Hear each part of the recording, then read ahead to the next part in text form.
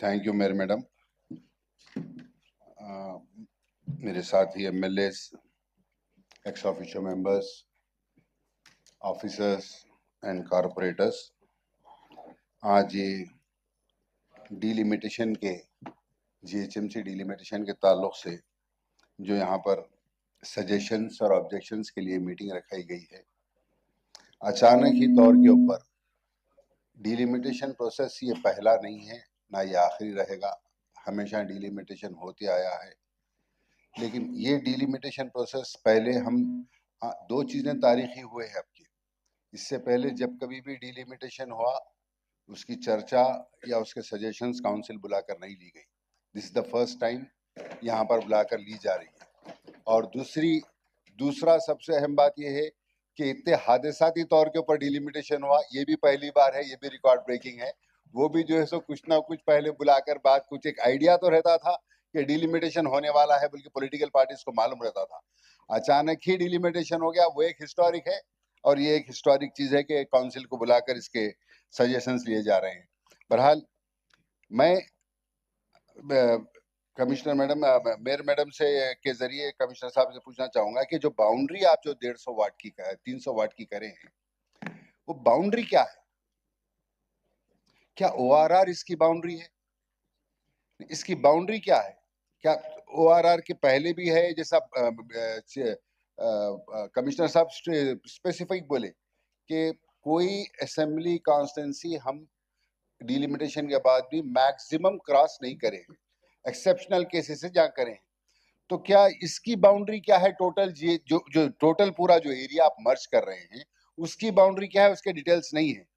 और जितने भी वार्ड है, ज्योग्राफिकली तो आप बनाए हैं, लेकिन एक एक वार्ड के अंदर आपके पास 2011 से हट के कोई दूसरा सेंसस नहीं है। सेंसस दूसरा होने वाला है। आप वोटर के बेसिस पे करें, वोटर के बेसिस पे करें तो आप कम से कम वो डेटा दीजिए कि एक एक वार्ड के अंदर हमने इतने इतने वोटर्स रखे हैं, 10% प्लस और माइनस। वो डेटा तो आपके पास है as of now, as of 25 elections के अंदर जितना भी एरिया है, इसके अंदर कितने वोटर्स है, वो तो डेटा होगा अपने पास। वो डेटा प्रोवाइड नहीं करे, ये एकदम अचानक तौर से करके एकदम लेकर आके रखती हैं। ठीक है, कर रहे हैं आप, ठीक है, लेकिन इसका मकसद क्या है? ये डिलिमिटेशन का मकसद क्या है? और इसकी वजाहत तौर के ऊपर इसकी बाउंड्रीज क्या है? और एक एक कारपोरेटर वार्ड के अंदर आप ज्योग्राफिकली आप करे हैं, लेकिन एक एक वार्ड के अंदर आप कितने पॉपुलेशन तो आपके पास 2011 है, उसके हिसाब से तो कर नहीं सकते आप जो भी हिसाब से कर रहे हैं, जो वोटर्स आप उसके अंदर या पॉपुलेशन आप उसके अंदर कंसिडर कर रहे हैं, वो क्या हिसाब से कंसिडर कर रहे हैं कि वो बराबर आप जितने डिवाइड कर रहे हैं उसमें फिट हो रहे हैं या नहीं हो रहे हैं। ये तमाम डिटेल्स हमको दिए जाए। और इसके अंदर खास तौर के ऊपर क्लियरली है कि ये डिलिमिटेशन पूरा एमआईएम को डैमेज करने के लिए बनाया गया। हाँ सही है, सीधा सीधा है, एमआईएम को डैमेज करने के लिए बनाया गया डिलिमिटेशन। ये आप फेयर तरीके से डिलिमिटेशन करिए ना, आप फेयर तरीके से डिलिमिटेशन करिए। आप